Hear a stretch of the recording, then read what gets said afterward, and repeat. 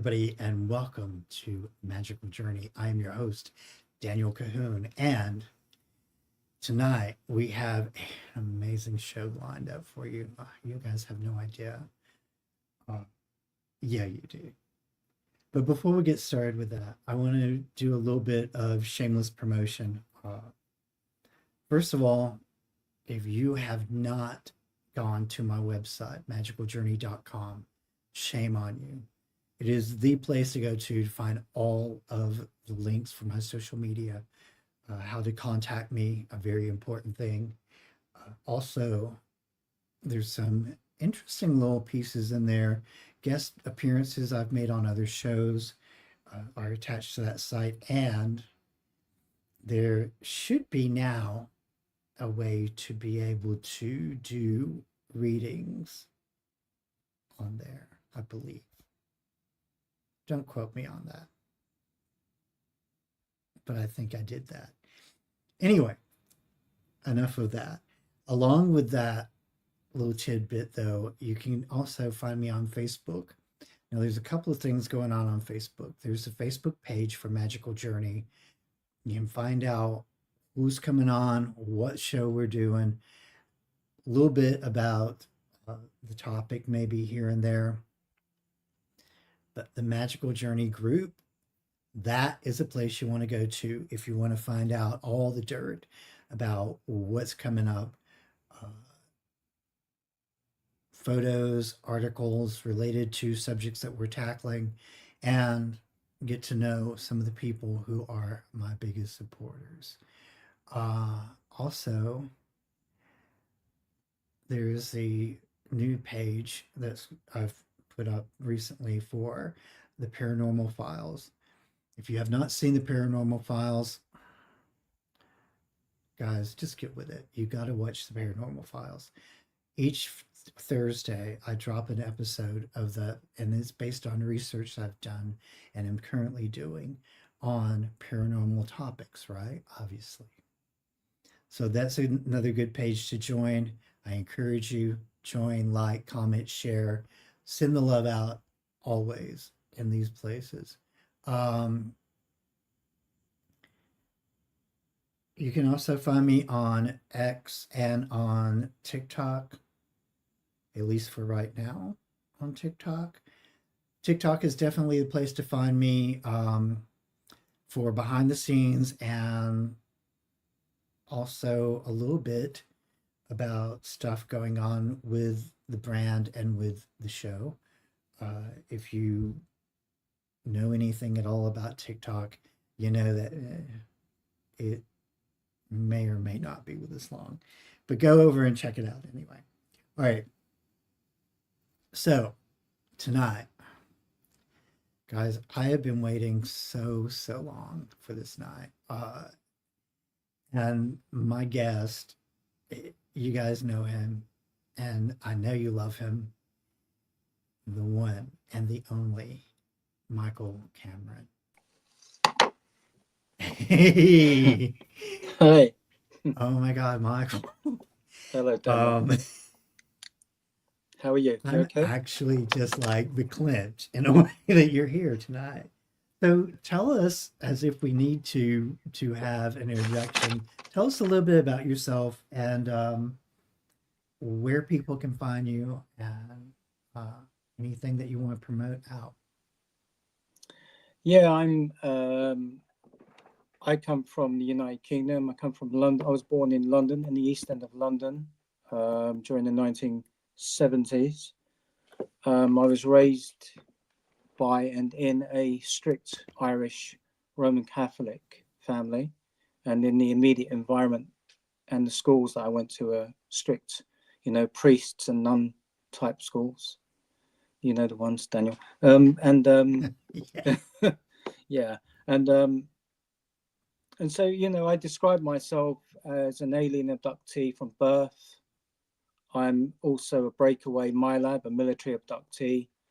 I'm a veteran of the Secret Space Program and Futuristic Soldier Program, and I'm also nowadays I'm a SSP whistleblower, public speaker, who is bringing like many of us in the community, trying to bring about disclosure. We're trying to get the powers that be, you know, in the military projects to confess really to the general public that, you know, that they have been using us since we were children in these projects, and even now as active assets for these classified, unclassified projects.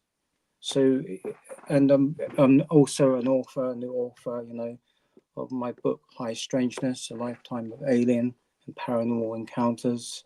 This is my first book, which is available on Amazon. And I will be writing a second book. And as I said to Daniel, a lot of what I wrote about in the first book, there's a lot of information that I have now that is filling in more of those sort of gaps with the big question marks. And, you know,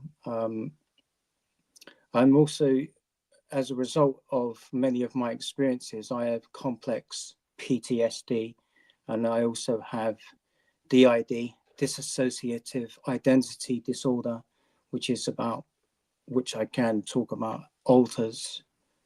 You know, it used to be called multiple personality disorder, but these are just names that were given by the Rothschild Foundation for people like myself. So they're not, you know, the DID and multiple personality disorder. It doesn't really officially exist. It was created by these people who actually created the alters themselves. So that's basically me. But other than that, I'm just a normal guy. You know, it's just I have these experiences. I've had these experiences. I still do. But people that know me, they will tell you I'm just a normal. I consider myself a normal person who just happens to, for whatever reason, have these experiences. That's it, really. So early on, like in your book, you talk about being in your crib, literally, or your cot, Sure. as you call it, and having these creatures in your room with you. Um, what can you give us some glimpse into what that experience was really, what it was like, and what, if anything, you learned from that, from them? I mean, you know, I actually grew up in a house that was haunted. So it had poltergeist activity in the house. But the strange thing about that is the poltergeist activity never, it wasn't present until actually I had returned from the hospital after I'd been born. You know, obviously there's a, you know, there's a lot of question marks in regards to my birth and the events surrounding it and the secrecy about my birth as well, in the family. But you know, a lot of the time my parents had a lot of, they were present and observed a lot when I was a, you know, a baby in the crib. And you know, it was much later on that they were, you know, they told me that they were, you know, what we describe now as the classical greys. These particular beings or creatures, you know, they would be seen in my room where my crib or cot was, leaning into it and looking at me. And obviously at the same time, there was a lot of, you know, orbs or balls of light that would fly around my cot. And my parents used to see these flying over and going through the walls, you know. And so, you know, they didn't really know what to make of it, I don't think. But a lot of my experiences, you know, when I describe the greys, I talk about the greys that are involved in the abduction programs. Of course, there are other types of beings that are similar to the greys, but they're not involved in these projects. So, you know, not to, you know, cause offense to anyone that has had positive experiences, because that happens as well. And it's a good thing that you do have them. And, you know, these are welcomed, you know. by anyone, why would you knock a positive experience, especially if it's a spiritual one? But unfortunately, a lot of the experiences I had with these particular greys, they wasn't good ones. And so I do know now that these particular greys were interested in my DNA. They're interested in my lineage, in where I actually come from, or my genetic code. And when I was very young, the greys did take me and they did harvest my DNA. And this is something you will see with a lot of abductees and even people in the SSP. A lot of people in the SSP, the Secret Space Program, a lot of these in the initial stages, in the beginning stages, before they encountered the military side of it, they were alien abductees as well that had these experiences with these particular, beings or creatures, whatever you would like to call them. And so it seems to go on, spiral on from there, really. Yeah, and you raise a really important question. Is like, well, what do you really call them? Uh, in my personal encounters and experiences, I've yet to be able to cross that bridge of being able to put a definition on the grays, and even their purpose and point. So, but here's one of the things, like you you experienced a lot of things very early on with the grays, but you also had, and I found this interesting in your book, that your your encounters with the the more human looking entities, like your especially your mom, almost like made it seem kind of matter of fact in a sense, or very natural and expected.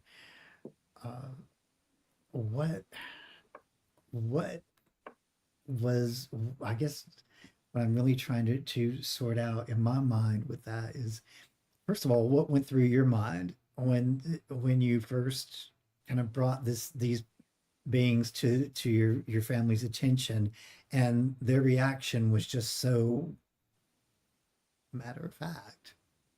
Well, it's sort of blasé, wasn't it? It's basically, like sometimes parents would say it's to your imagination, this, that, and the other. They didn't. My parents never seemed to say that.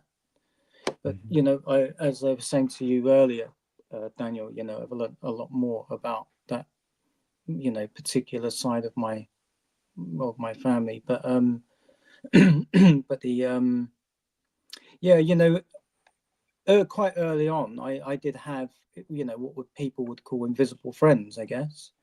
Yeah. And as I describe in my book, but the ones that the invisible friends that I had, they wasn't children; they were adults, and they Adults, were yeah. the what we now know to be, the in ufology, the Nordic type beings, the very humanoid, good-looking ones, quite high cheekbones, long blonde hair, bright, very pronounced blue eyes. And the ones that I used to encounter mostly, there was a very tall male, and normally two females with him. Um, I know, I remember a time when I went up into my bedroom in what would be my childhood home in London, and I was actually talking to these. There was like the male and the female, and then I could hear my mum coming up the stairs and standing outside the closed door because I could hear her feet moving. A shifting made the floorboards beneath her feet, creak, and I could hear her out there. But I continued to speak with what I believe were two friends. And then she opened the door, and I remember turning away from them to look at my mum, and she had a puzzled look on her face and asked me who I was talking to, and I just said, my two friends. And then I remember turning back to them, and they were no longer there. So there was no other way out. You know, there's a window, it was closed, or, you know, a few windows, but they were closed. But I remember my mum, you know, she come over to me, stepped into the room, come over to me, and she knelt down beside me to reassure me and said, you know, I'm sure that they'll be back, you know. And I had, another encounter with these. I had a few encounters. One of the encounters that I wrote about in my book was, I remember once when I was in the living room and I was playing with the little Matchbox type cars. Do you remember them, Daniel? Yes. You know, they were famous, weren't they? They're still around now, I think. And my mum was in the kitchen preparing some lunch, and all of a sudden I had this feeling, this overwhelming feeling that I should put the toys down and venture up the stairs to my parents' room because somebody was going to come to speak to me. And at first I ignored it. So the feeling that I had was that it was, I could hear a voice talking to me, but at the same time I had this feeling of a energy building up around me, like in almost an invisible push to leave what I was doing. And then I remember I did in the end. I went up the stairs and I went into my parents' room, and obviously there's no one there. And I was going to go, but then I had this feeling again: you're not allowed to go. You got to stay until they arrive. And you know, almost as I had this feeling and this thought, this one male, this Nordic, he come into the room, and you know, he's a lot taller than me and a lot taller than the adults that I knew around me. And he just walked slowly towards me, and I looked up at him and he looked down at me, and I was staring into his blue eyes and he was staring into my eyes. And then all of a sudden I experienced, you know, what is known as the Oz factor. So I went into this almost this, you know, this cocoon in space, and so everything else around me suddenly vanished, and so I was locked in just with this individual. And in my book, I when you know, when I was writing the book, and you're trying to you know, figure out how to write the book in the narrative that you wanted it to be presented, you know, I felt that when he was looking at me, he was communicating with me, but he wasn't speaking to me. I believe he was speaking to an alter of me. You know, in the book I call it an aspect, but now with a lot more knowledge, I do believe it was actually an alter that come forward, and you know, so the alters will come and take the body. And so in order to describe that to you, it's like the personality you see now that's speaking in the body, we call that a front alter. So I'm taking the front of the body to interact in this environment and in this world.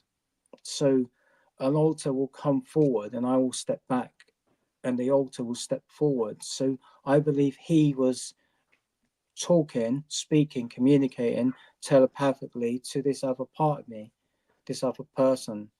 And it would make sense because in the SSP, it was uncovered that whilst I was in the secret space program, I was actually a double spy. So I was looking at things that were hidden and reporting back to others that had programmed me to do this. I believe from my experiences and the knowledge that I have now, that this particular Nordic being was actually taking information that I'd gathered for whatever purpose, and then giving it to them. So when this happened, this exchange happened, there was some sort of time lost, but I believe it was because the alter had come forward and then went back, and so there was this almost feeling of being, you know, um, you lost time. So when I come out of this type of Oz factor or cocoon space, I was sort of, I felt something had happened and I just couldn't remember fully what it was. The other part of it, I couldn't remember what it was. And I felt quite scared.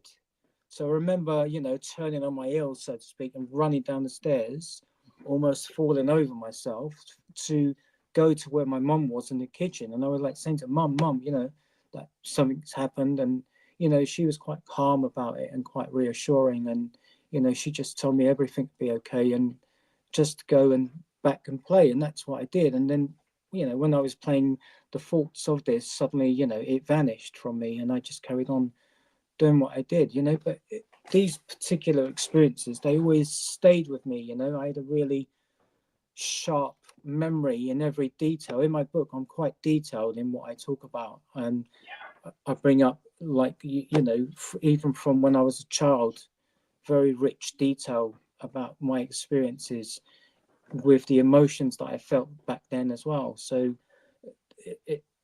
my book is very much a memoir, really, about my life, my experiences, and there is a lot of emotion that does come up in it. So I mean, but the Nordics, these particular things did come up quite a lot. But I've always been in two minds over there, in why they were coming to me. I mean, I know another abductee has described them as being child groomers, so to speak, because it felt like to me that after they did vanish from my life, this is when I had more interactions with the Greys. And so as I was growing and becoming older and so forth, my interactions with them were becoming more and more sinister or insidious, as I describe it. And it never felt good. And it was difficult as well, was to understand what was going on in my life as a child, as you can imagine. I mean, during them times, we didn't have the internet and we didn't have these interactions that we have now with social media. And it was very difficult because of the environment I was growing up in. It was very strict. Almost the community was always religious.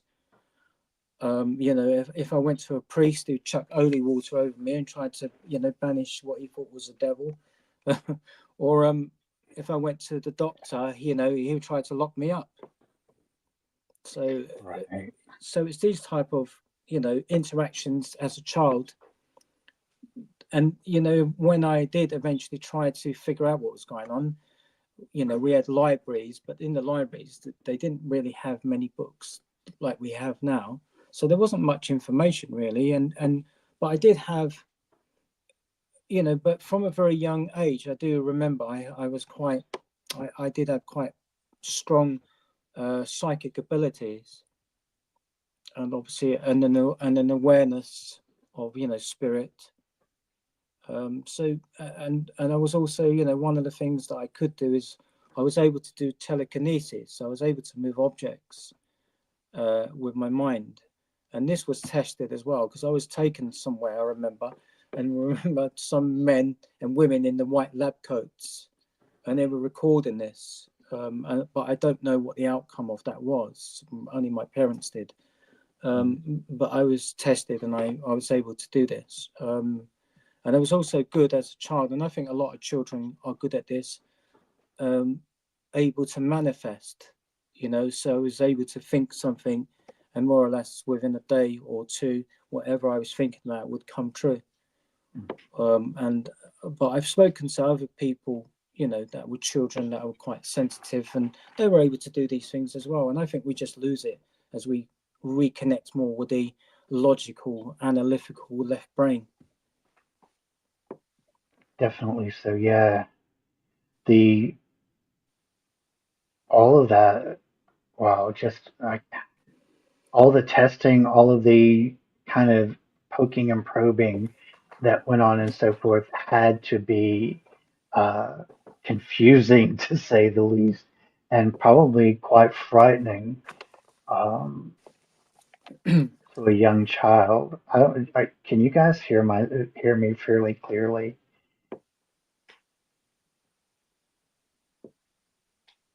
I'm not sure if they are or not in the chat. Um, so I can imagine like just being in like literally just almost a lab rat with these adults trying to figure out exactly what's going on here, what do they do, and what do they want from me. That must have been in itself a horrifying experience. Uh, yeah, wow. Did you like so? There were times in the book that you mentioned experiences happening within because you lived like on the school grounds there, and like that the house was kind of like the caretaker's house there That's at the right. Yeah. school. And you mentioned on several occasions, like these different entities would actually like appear right in the school building when you and Sean especially would be playing or whatever. Um, describe for us what that was like to just all of a sudden be face to face with uh, these creatures in a place that they really ought not be, which is a school building. Yeah, it's very. I mean, the thing is, was when I was researching, my book in the area that I lived, it is, very much location is key, in regards to the area you're in. So my house, the blueprints of my house were actually built on the foundation of a Roman burial ground, almost a cemetery for lepers. So and the area itself was quite rich in a lot of activity had happened that wasn't very good. So I think sometimes this can generate these particular types of more, I would say, paranormal experiences. But yeah, I mean, me and my brother Sean, Sean is 2 years older than me. um, we had quite a few experiences with, the UFO phenomenon, and obviously with greys and some other creatures as well. But there was one time when it was the school holidays, it was the summertime, and my dad used to be in the school overseeing things with the cleaners. They were still cleaning even though the school was closed. And I remember me and Sean, we went into the school, and we went through what would be like a corridor, and we were going to play hide and seek. So I went off to hide, and Sean was then counting. And like, when I was hiding, when I was, um, hiding from him, I could hear him counting, then it suddenly stopped. And then at first I was thinking to myself, if I come out, he's trying to trick me, so he can see where I am. But then I did come out eventually, and I could see Sean, and he was staring basically through what would be two swing type doors that led then into the school hall, which was the gymnasium. And then I walked towards him.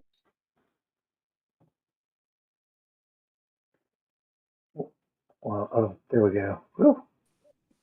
Okay, you're back. And we looked quite visibly shocked. And I looked basically to where he was pointing, and through the two glass, windows of the doors. I mean, there was like a really odd sight. There was this next to what would be like the school piano.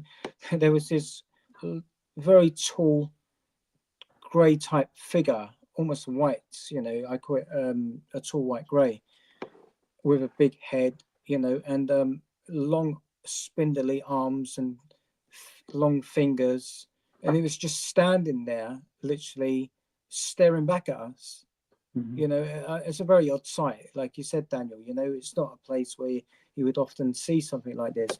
And it's also not something that we were, in some ways familiar with, because when we were growing up, we didn't watch much TV. It was controlled, the TV, by our parents. We only had 3 channels then, and we were the remote controls, the kids, Yeah.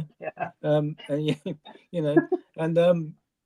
and so we, in actual facts, it's more than likely because of our upbringing and with religion, we would have seen Jesus or the Virgin Mary rather than something else. We were familiar with these things, so we wasn't familiar with these particular type of beings. And so again, we went into an altered state. We went into this Oz factor type thing. And I remember we lost time there. And again, when we come out of this, we both felt that something had happened. We'd lost time.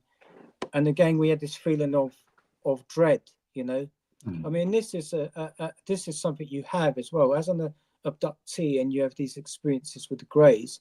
You have this feeling when they're about. Yes. I think the author and the abductee, Whitley Strieber, he experienced this as well. This feeling. It's just a feeling that you have that these particular beings are coming for you.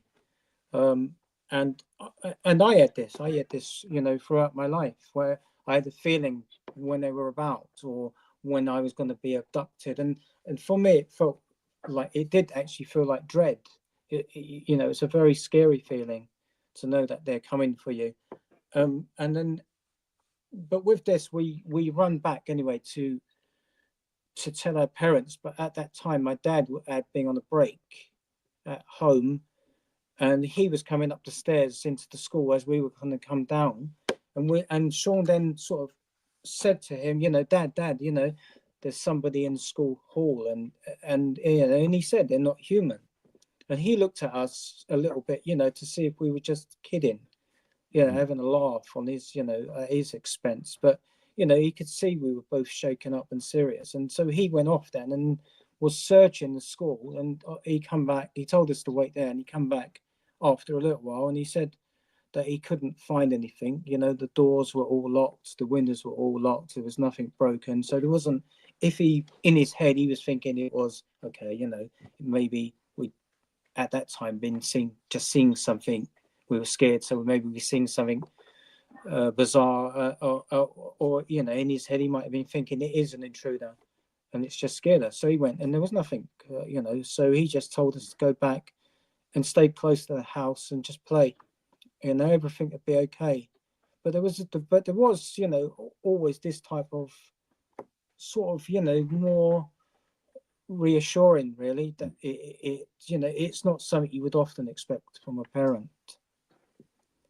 But so Right. I mean, and we did have this experience after we had another encounter. First of all, we had an encounter with what would be like a daylight disc. So, a silver type classical flying saucer in the sky. And this was on a working day in an area of London that is very busy. So other people would, I've often thought, did other people see this?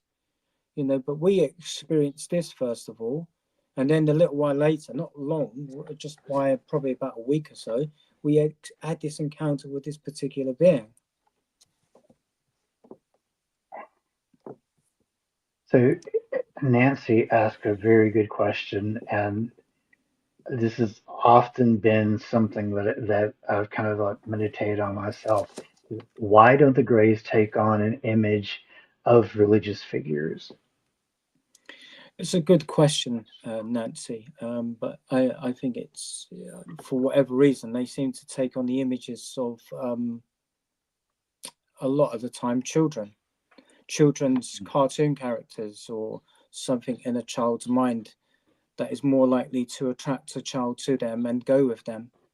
I think maybe a religious figure, it would maybe scare them off. True, I can imagine.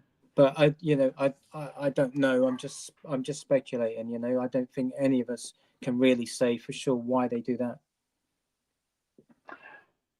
Yeah, I would think it would be very confusing, for to a lot of people, to be confronted with, you know, the Virgin Mary or Lord Krishna or something, some figure like that.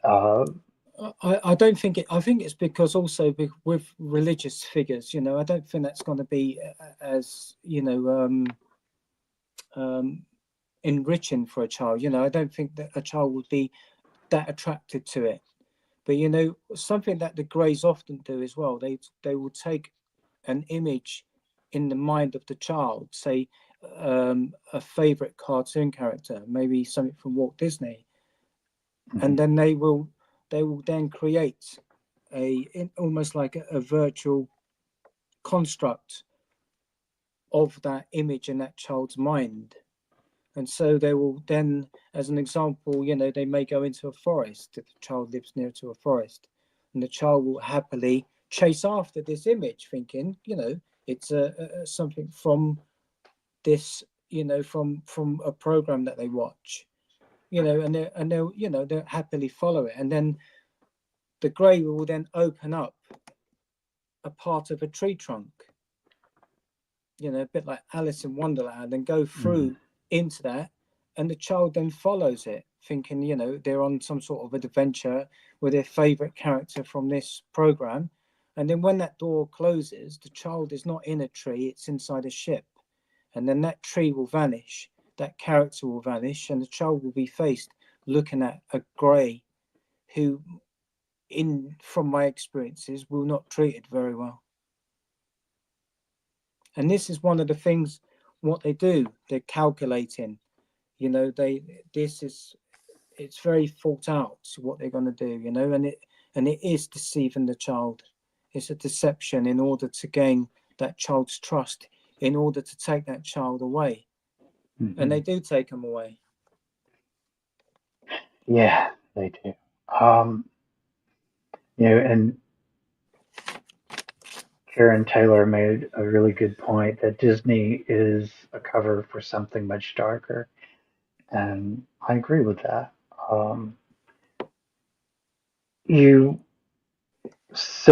you talk about altars, and it's my understanding, and anybody who's actually done research, especially on some of these projects, that altars are literally created purposefully, uh, if you will, in a laboratory, so to say, under very unpleasant, for lack of a better term, experiences, and these altars ultimately, their purposes, are different, and yet not necessarily always different, if that makes sense.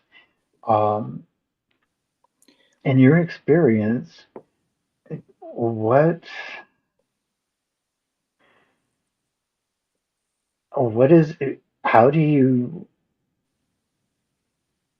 go about processing when you start discovering that you have alters? How do you go about like navigating that? Well, the old subject, when I'm doing a lot of podcasts or I'm doing, speaking publicly, I do talk about a lot now about the altars, how they are created, for what purposes. And I think when we're looking at disclosure, we have to look at different, we have to look at the, we can look at the good, but we have to look at the bad, and we have to look at some of the things that might be uncomfortable, and they might be taboo, they might be controversial, and in order to bring about disclosure, we have to address these subjects as well, no matter how much they are uncomfortable. We can take baby steps to do this, but it's something that we need to do because it's part of these projects and programs. And these projects and programs need children. They need children. They can't work without children. And the reason they can't work without them is because they are we have, for instance, the mind has, it has natural safeguards to protect us, especially as children, if we encounter something that's going to be scary to that child or even traumatic. You know, maybe they see the death of a parent or someone they love. And so it creates a natural disassociation in the mind to, you know, to separate the experiences. And then what it does is it creates a screen memory in the child, and then it creates a different script. So the child won't remember what it sees. It will have a different visual representation to protect its mind. And he or she, you know, they will have a different script. So what they see and what they heard or what they, you know, it will be a different storyline.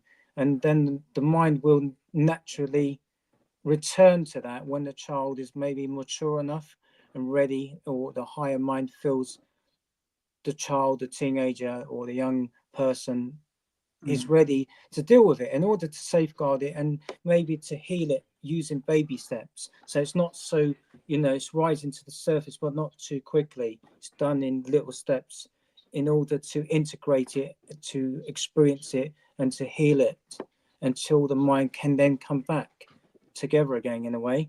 So these are natural types of alters, but now we have from the more of the above ultra type projects, the children are intentionally traumatized. So you know, the child will, even in the womb, this happens in the womb as well. So there's this is something I will talk about later on in, you know, another shows, about how the baby in the womb is actually intentionally traumatized to create alters, because we know now babies in the womb, when they are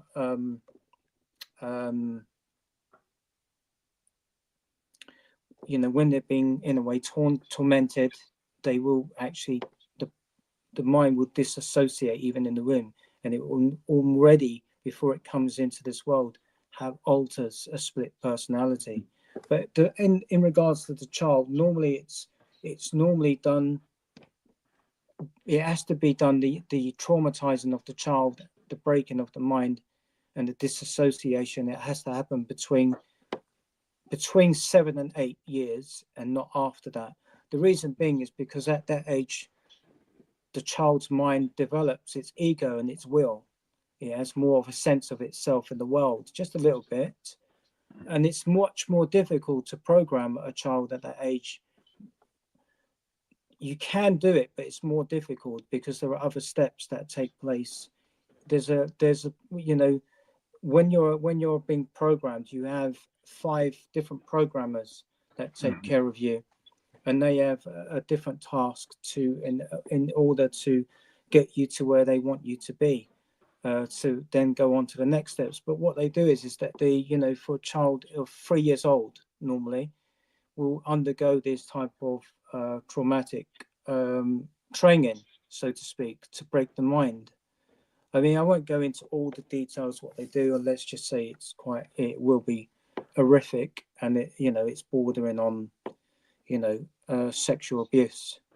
But the child will be beaten, and the child will be tortured, literally, in ways that, you know, let's just say a veteran on a battlefield will never experience what one of those children experience at their ages. They just won't.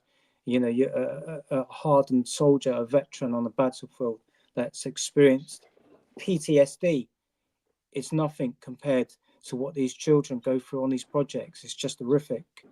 And, you know, the lucky ones don't survive, and many of them don't. But so so they carry out this, you know, their objective is to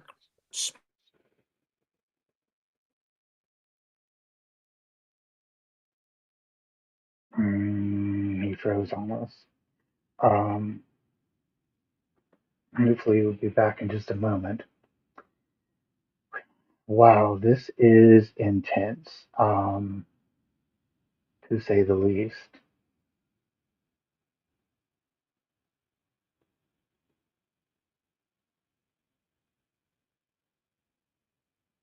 Interesting.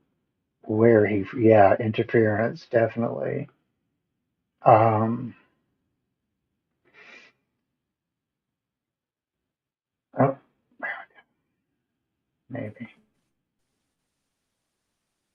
Now we have three of us. Let me pull this one up. There we go. Okay, so back to where we were on.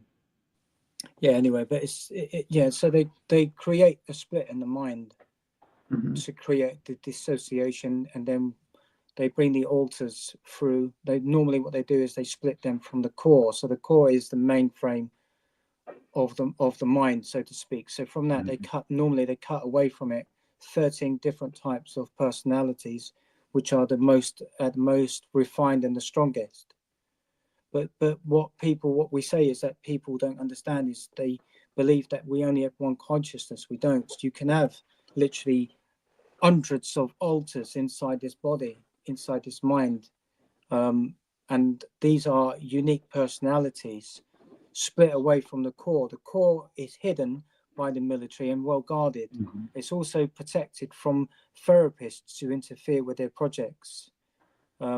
And you know the programming and the of the children is at such a deeper level of consciousness that most civilians, therapists don't know exist. And also when they're, when you do have therapists that are attempting to help the person, sometimes they're doing more harm than good because they don't know what they're dealing with. And you've got to have this certain codes and symbols that are used, especially, even the darker aspects of, NLP, mhm, and which is not often known to civilians. It's only known, this area of it study is only known to the military. Um, and they use hypnosis, they use drugs, and other means, electric shock therapy, which is like a cattle rod. mhm, And they use the cattle rod often when they want you to forget. So it creates basically a flashing light in your where your third eye is, and your mind is filled with light. And then that often, in a way, it blank slates it. It takes away what they want, and then they reprogram the mind again. So, it, there's a lot of horrific things that happen. There's a lot of things that happen. I won't go into them because it's just not nice stuff. But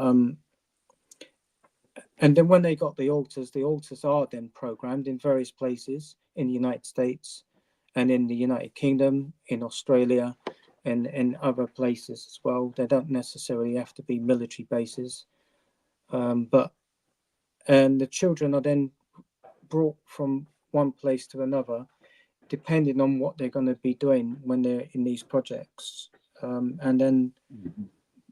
they're programmed basically to carry out tasks.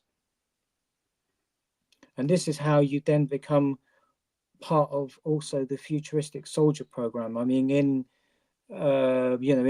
any SSP communities, they refer to this as being a super soldier. And this is not a new concept. It's super soldiers have been around for centuries, but but I describe it as a futuristic soldier program. So it's a huge subject, alters, and it's a very complex subject, but it's also one that needs to be addressed as well. Yeah, it does. And so one of the things that I find, and you probably sense me getting a little flustered uh, with with the whole concept here. You have cases like Trudy Chase, who was just, this was a woman who had over 100 altars. Mm, Uh, in her book, When Rabbit Howls, um, she goes into some very traumatic stories about her life and um, the things that she had to overcome. sure. And so, you know, the controversy though with some of these people like Trudy Chase, Sybil. Sybil is another perfect example of a person with multiple personalities who literally just, you know, the media literally shredded that story. Uh, when the movie Sybil first came out, um, there was a lot of controversy behind that, um, and a lot of people claimed that the story was fictitious, that none of that actually happened. A lot of people went as far as saying that that the doctor who uh, claimed to diagnose Sybil, did it just for clout or whatever at the time. One of the things that I found very interesting, though, about these cases and this is one of those details that is left out a lot of times whenever when they talk about uh, the the facts surrounding these cases. Sure.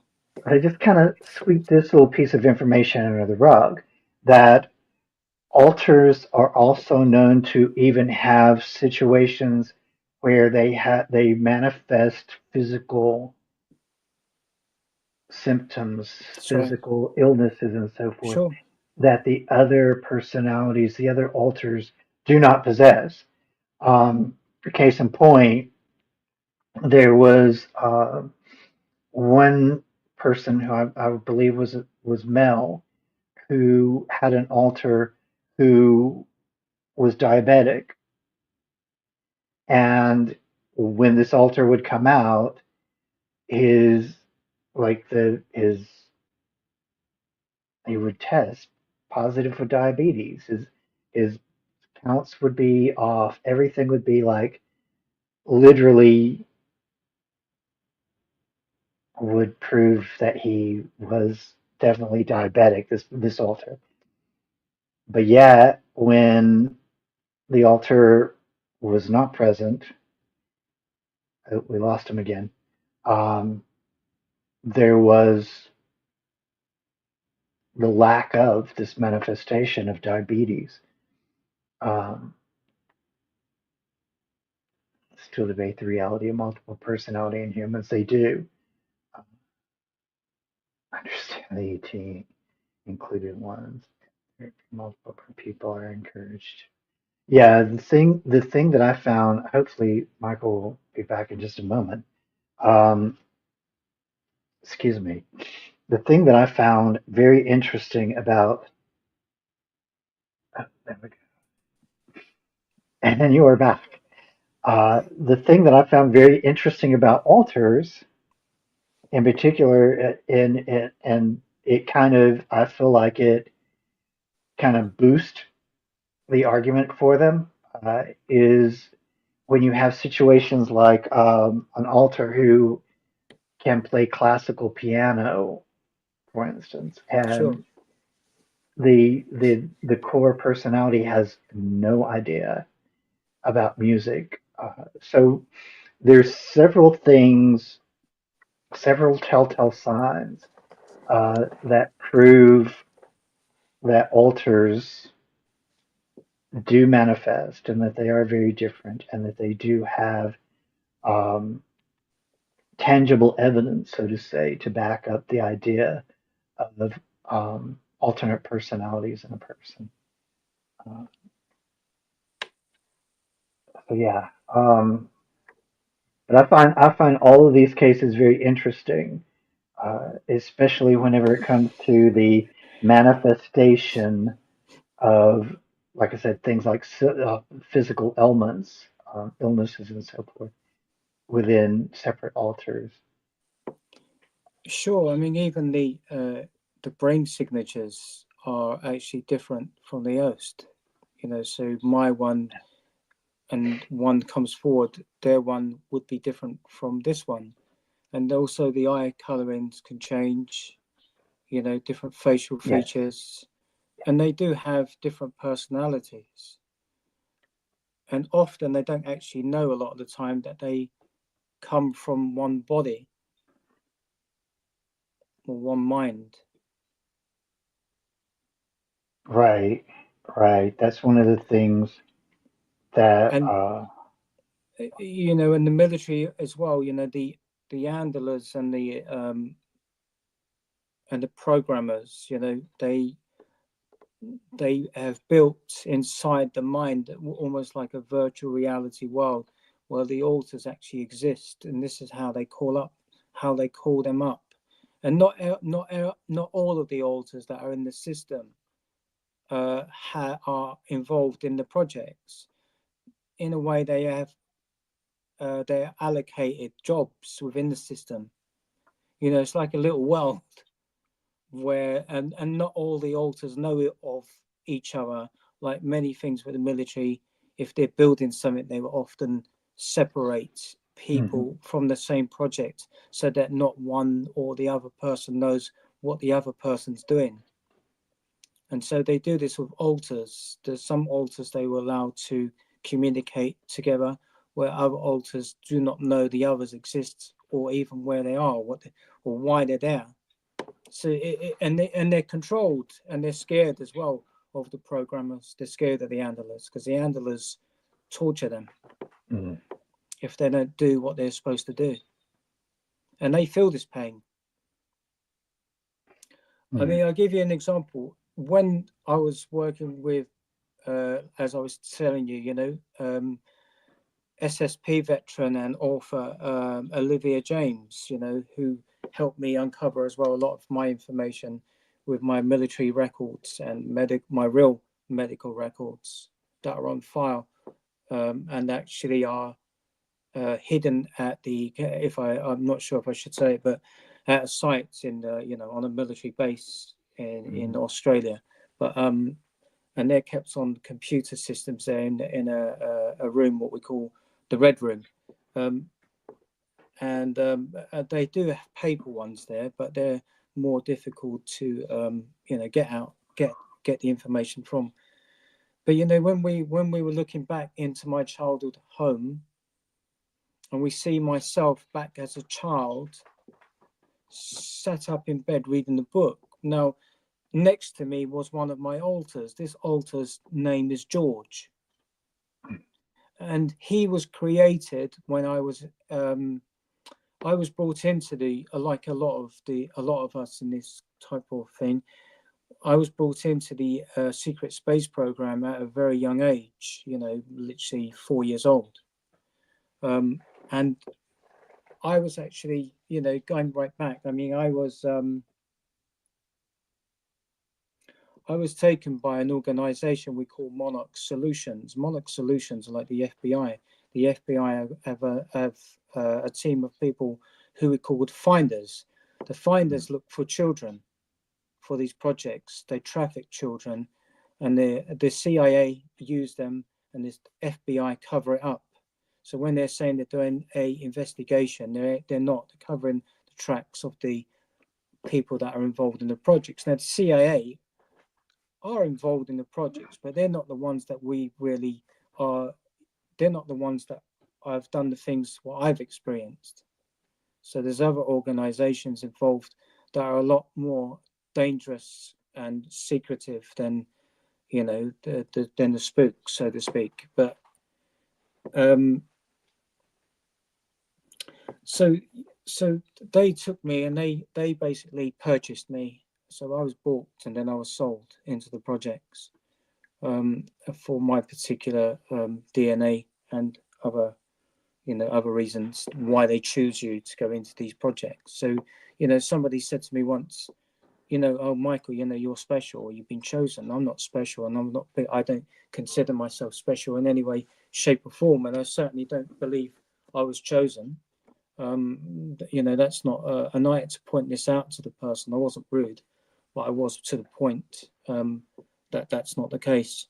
But so I then was brought into what we call the Monarch Project, and this is what the idea is. This is how they create the altars through the Monarch Project, which is it's a backdrop from the Montauk Project, and for the MK Ultra, the Montauk Project, and then you had the Monarch Project, and this is how they create the altars through this particular project, which is named after the monarch butterfly because of its genetic memory, and it's considered to be the king of the butterflies because of its special abilities. So this is where they took the name from. And they learned a lot of information about this particular butterfly, how special it was in regards to remembering its memories. Was able to pass this on to its to other butterflies of the same nature, of the same breed. Then so it follows this. There is a long history behind all of this programming. That goes right back to the Second World War with the Third Reich, and we had with the MK Ultra, we had the person who was believed to be in legend to be the creator of, in a way, of the MK Ultra was Joseph Mengele, the SS captain. Who was then put in charge of these projects in one of the concentration camps, and it is through his horrific experiments that the CIA was then able, after the Second World War, to take these particular individuals with this particular knowledge under Operation Paperclip and to bring them into the United States, but give them papers. But as the understanding goes, the US Congress turned them down. And so the CIA went behind in the background and done it illegally and brought them in with false papers, brought them in under the cover of national security.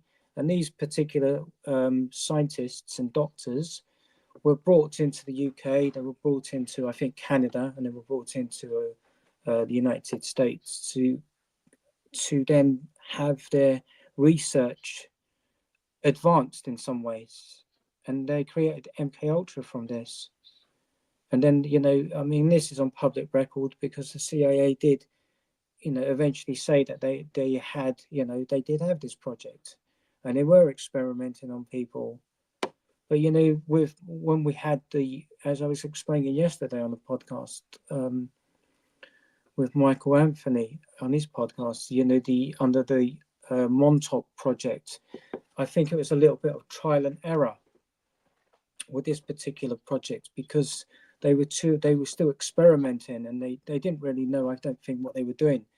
And so they were taking then the selection process was they were taking people, runaway children. So you have the missing children. And, not all children obviously go on these projects, but I would have to say the majority of them do. You got the milk cartons of the children that go missing. Most of these go into these projects, and you'll never see them again. That's a fact. You'll never see them again, unfortunately. So what they were doing is they were taking adults as well from the streets, in a more or less like you said, Daniel, like guinea pigs in a way, and they were using these to experiment with, but many of those that they were taking, they were actually like war veterans of the Vietnam War that were homeless. So then you would have people like the finders come, and they would then say to them, we have a place for you where you can sleep. It's warm, you got food, you got drink, you have clothing. And they didn't realize what they were getting themselves into. They didn't realize, they were used to being in the military, so they were comfortable in some ways with that. But they were being taken undercover into these bases, and they were given what they said they were going to be given, but they were also experimented on. But what they didn't realize is that sealed their fate, because most of them died on those projects horrifically. And, you know, again, through trial and error, then they realized when, you know, Montauk had its, you know, how, you know, through legend, you know, how this, you know, beast type creature was created, that eventually closed the base down. But the base is open again. It's just under a different name. It's in the same location. But after that, they then realized, along with the Greys and some of the other races, they realized there was particular bloodlines, or those that carried specific DNA, that would be more fitting for these projects. And then they would then select in then particular children who come from particular bloodlines. And it could also, they were also interested in, obviously, twins, but they were more interested in children that had already been in some ways abused. So ancestral families, you know, where the children have been abused within their own family lines, and obviously they would have already experienced alters. Their minds would have split, because when you're in fear of your life, or when something horrific is happening to you as a child, and the child realizes it can't escape from that situation, whatever's going to happen is going to happen. So the child then splits, the mind splits apart. So these what they were doing is that they were taking these abusive families, and they were giving them a choice. You either go to prison, or you hand over your children to us for these projects, and we give you a wage. We pay you money, and then we teach you how to use the codes in order to teach that child to keep that disassociation and to keep that child in line.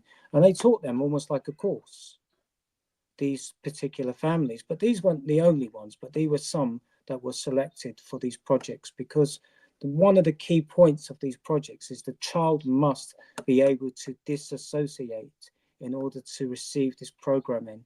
If the child can't disassociate, they don't go on those projects.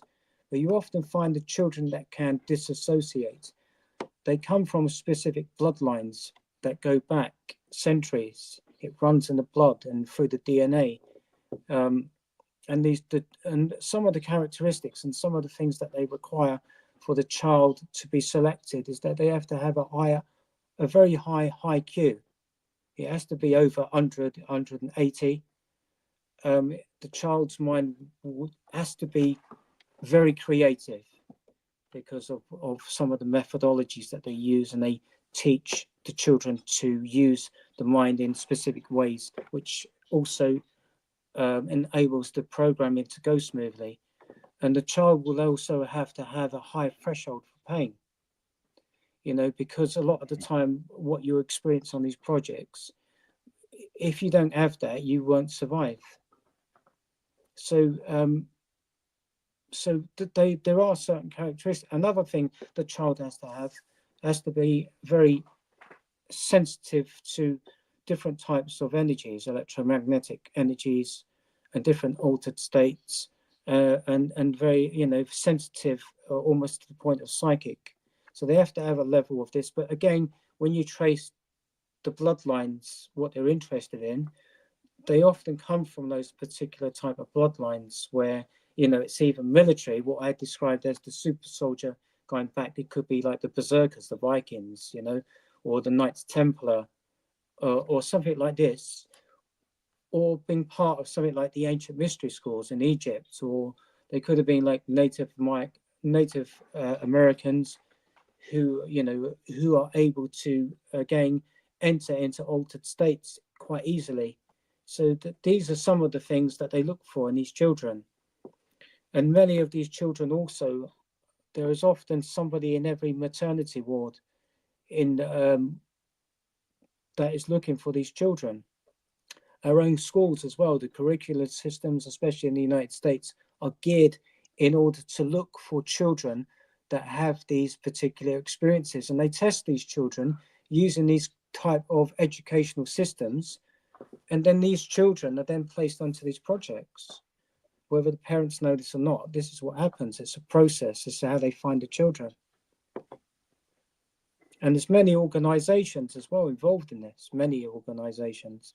And I think the public, not so many people here in the chat room that are, aware of many things, but the general public that are outside of our communities, they would be shocked to the core of their being if they realize the amount of organizations, charities that are involved in the abuse of these children. Even some of the places where children go, to help them with trauma are actually programming centers for these children in these projects. You'll be amazed.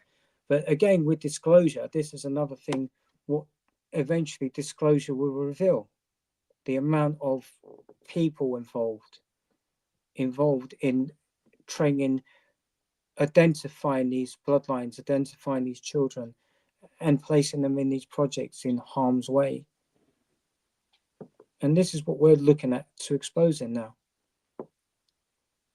You got to protect the children. Very true. Very true. It's interesting that you bring up the just the amount of charities and other organizations that that we think is a safe haven for children that really is not. It's not. I'm not saying all Yeah. charities, but there are key ones that are involved. There are. And if you trace them, if you do your research and you trace them, they all lead back to the same place. So you've got many branches from one tree. They all lead back to that same tree. Yes, they do. One of the, I think one of the people I was talking about earlier,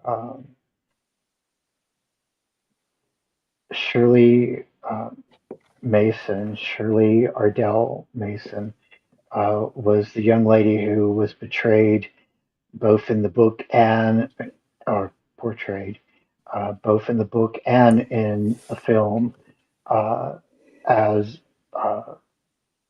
under the name Sybil Isabel Dorset.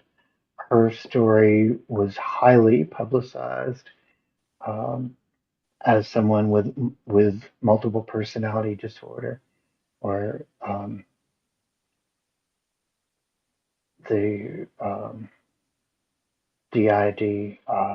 It was the intensity of the experiences that are in the lives of these children that that experiences this disassociation.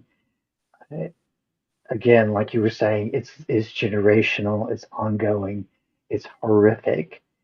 Uh, you can trace it back decade after decade after decade. Yeah, sure. And and many times, and I cannot stress this enough, you'll find that these children in the present state, in the present time period, um, are not only a manifestation of all of just repeated history after history after history, but um, they are very gifted. They are marked, in a sense, if you will, uh, with abilities, with I hesitate to say the word gifts, if you will, that set them apart. They set them apart from others. Uh, the process of getting there, though, is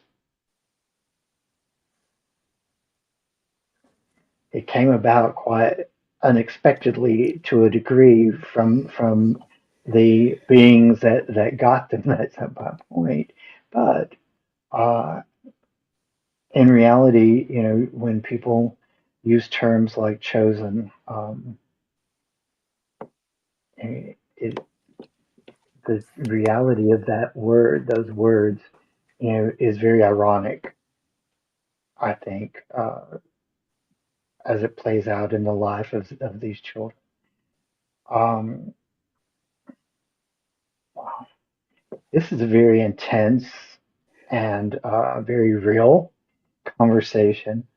Um, again, going back and looking at some of the examples of that we have in modern day of um, people who have been very public. Their stories have been made very public. Um, we see an overwhelming amount of evidence that there is definitely something very dark uh, at the core of all of this. And I guess the question that we could or should be asking ourselves, is with this knowledge, what do we do with it? How do we respond? How do we engage with this knowledge? I think it's a good thing to be supportive of people that have been on this. Not I've come across people that have been rude to me, and obviously some people don't believe you, because often is the case. The more incredible the story, the less likely people are to believe you. But I present my information, I stand by my information, but I'm also not overly critical of people that think that, because that's their opinion. And you got to respect their opinion as well. And it can be difficult to understand. If I was somebody maybe on the outside of this, I might take the same stance. But I often think, it's good to, if you can, to support people like this. But we're pushing this forward. We're speaking about it. Even if people are negative about it, they're still speaking about it. It's still going out there into the matrix. It's changing the collectiveness. So even if people are critical, that's a good thing as well, because even if having that exchange is energy, and that's going somewhere. It even might touch upon somebody in a different way, but it's all good. We're all we're moving in a certain way, and this is what we want to do. Somebody in the SSP, he was being challenged because he's a whistleblower. I won't say his name, but he's a good guy. He's a whistleblower, and he's trying to do what he can. He's being involved as a child in these projects. He undergoes like a lot of horrific things from handlers and programmers, and we get attacked with V2K, voice to skull technologies, which is a type of synthetic telepathy using satellite type energies that are able to connect to your own unique genetic code. But also I get attacked a lot with DEWs, directed energy weapons, and this has been seen when I've done a lot of live shows where I've been attacked. On one show I was attacked 7 times with these particular weapons, and that was a live show. So it's so with the disclosure, we're trying to make people aware that these particular things happen. You have the TI community, the targeted individual community, which is a little bit similar to those in the Monarch project, but they're attacked with these type of weapons. But a lot of the time, they're not part of the children projects, the Monarch projects. Most of these are selected as adults, and they're just selected for whatever reason. There doesn't seem to be any type of guideline to why they're just selected, almost like a lottery ticket. But what I was saying is about this other guy. He's, somebody was saying to him, you're out there and you're talking about stuff, but you haven't got much evidence. Well, this is the thing. This is why it's under a secret project, and that's why it's concealed. It's hidden. So we're trying to bring that awareness, and we're trying to force the hand of certain organizations that are controlling the projects, controlling the narrative. So the disclosure, that's what the disclosure is. It's getting our details out there, and bringing our medical records, our military records, which we have since children. That's why we're called veterans of the secret space program, because for us, it happened to us as children. We didn't have the luxury of walking into a recruitment office when we become of age and making that choice to go into the military services. We didn't have that choice. We were children that were taken, that were forced, that were trafficked, then to be abused, and then to be broken, to be controlled. And as adults, we are still assets now for these projects. And sometimes you never get off these projects. You stay on them for life until you die. And other times, we experience things which are to do with programming, suicide programming, self-harm programming. When you talk out, when you speak out, we get attacked, we get injured, we get threatened. And this is an ongoing thing. But the thing is, if we step back, they've won. So we got to keep going forward. And then there are children out there that still need to be protected, and they're just children. They've got no voice. We'll be their voice, and protect them as best we can. Definitely. So one of the things that I want to kind of camp on with this is the connection to key areas of the planet, key areas in particular of this country.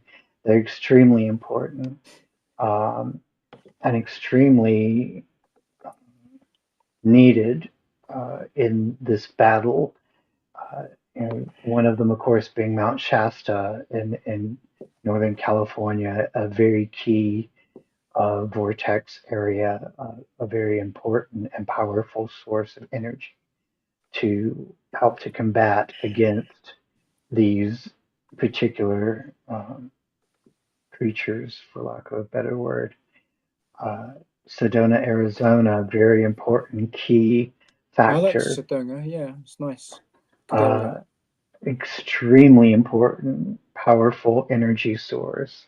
And of course, Asheville, North Carolina, uh, another extremely important energy source. And are you okay, Michael? Yeah. I just feel a bit lightheaded. That's all. Um, a very important energy source, and also a power source of lithium, which is very important in our ongoing battle and defense against these particular creatures and incidences. So, with that said, there are anchored areas around power sources that are incredibly significant and very impactful to the fight. And I think being aware of those, tapping into them, connecting with them, and protecting them are extremely, extremely important. Um, okay, so